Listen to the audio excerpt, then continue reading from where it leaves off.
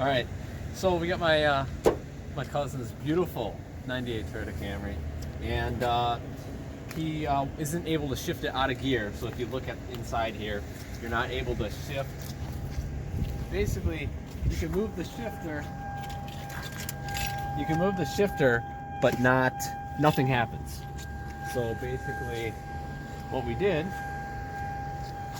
take some zip ties.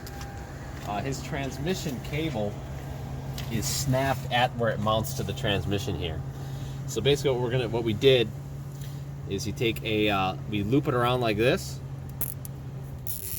around the base of this, base of the, I don't know what you'd call this, whatever it is, the base of this, and then you do that tight, do another zip tie, and then wrap it around this linkage here. So you can see we got this wrapped around here, one around this bolt. We did another one just to be sure. So this will probably get you home.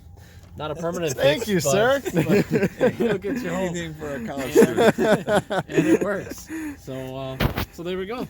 So we'll do a little test to prove that it works. It beats a toll. Will it reverse?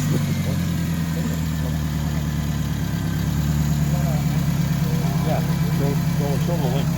Watch it shift it up.